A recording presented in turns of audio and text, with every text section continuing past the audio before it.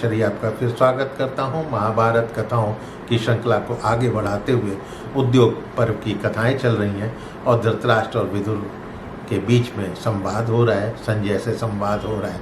जैसा कि पिछले एपिसोड में मैंने आपको बताया कि दुर्योधन अपने पिता से बोलते हैं कि हमें कोई नहीं परास्त कर सकता, और फिर संजय से पूछते हैं कि भाई तुमने सब कुछ कह लिया, पांडवों की तैयारियों के बारे में तो बताओ।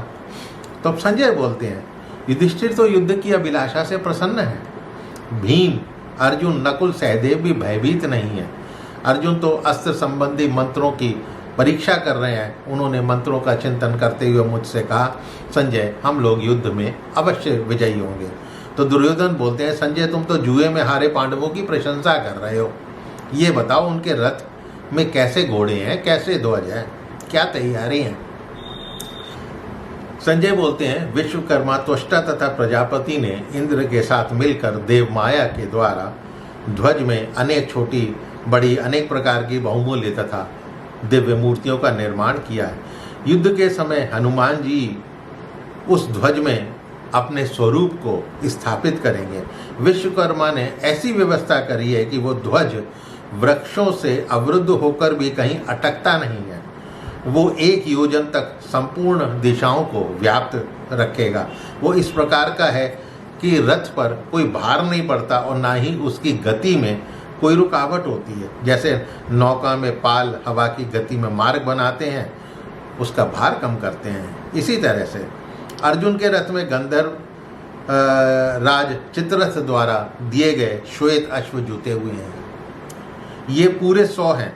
यदि एक मारा जाता है तो वर के प्रभाव से नया घोड़ा उत्पन्न होकर उसका स्थान ले लेता है। उसकी गति क्षीण अथवा अवरुद्ध नहीं होती।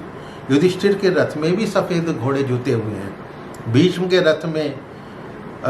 के रथ में रीछ के समान काले घोड़े हैं। अर्जुन ने प्रसन्न होकर सहदेव को अपने ही घोड़े दिए हैं। उनका पिछला भाग जो है चितकबरा है। देवराज इंद्र के दिए हुए हरे रंग के घोड़े जो है वो नकुल के रथ में जुते हुए हैं।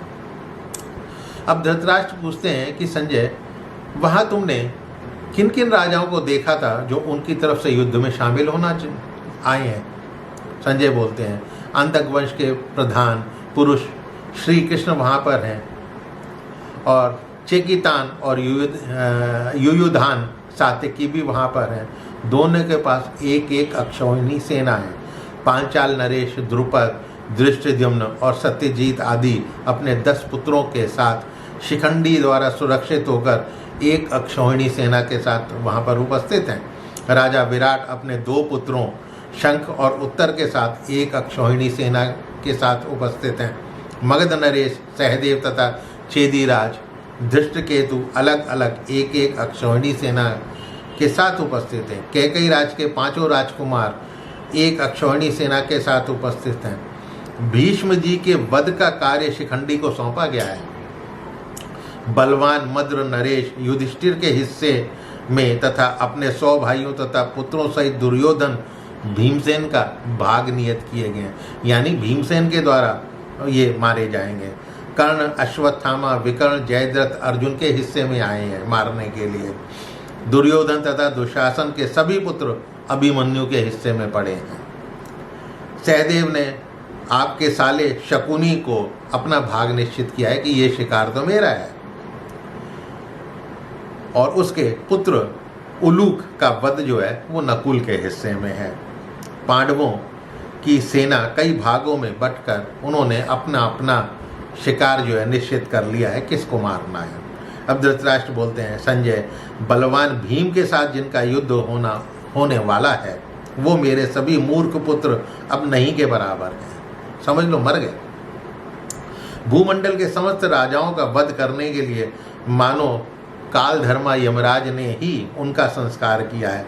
अब जैसे पतंगे आग में गिरते हैं वैसे ही ये सब नरेश जो है गांडीव धनुष की आग में समा जाएंगे।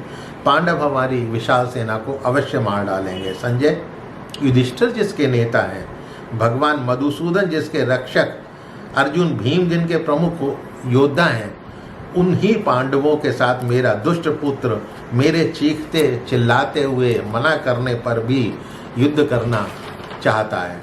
दुर्योधन बोलता है, पिताजी हम कौरव पांडव दोनों एक ही जाति के हैं, फिर एकमात्र पांडवों की ही विजय होगी ये धारणा आपने कैसे बना ली।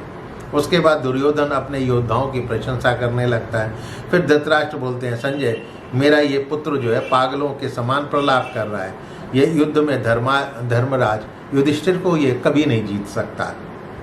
संजय एक बार फिर पांडवों की चेष्टा का वर्णन करो, कौन ऐसा वीर है जो पांडवों के युद्ध के लिए उनको उत्तेजित कर रहा है। पूछने पर संजय बोलते हैं, धृष्टद्युम्न सदा ही पांडवों को उत्तेजित करते हैं। उन्होंने मुझसे कहा था कि सूत वहाँ दुर्योधन के जितने भी योद्धा हैं उनको मेरा संदेश कहना कि युधिष्ठिर सद्व्यवहार से ही वश में किए जा सकते हैं, ऐसा अवसर न आने दें कि अर्जुन तुम लोगों का वध कर डालें। युधिष्ठिर को राज्य सौंप दो और अर्जुन से क्षमा याचना करो।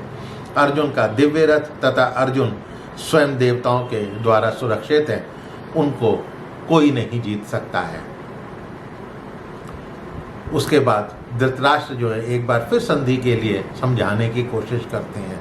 कैसे, ये अगले एपिसोड में। तो मित्रों मेरे चैनल को सब्सक्राइब करना मत भूलिएगा और अपने इष्ट मित्रों से इसको शेयर अवश्य कीजिएगा। मिलता हूँ आपसे अगले एपिसोड में, तब तक के लिए नमस्कार।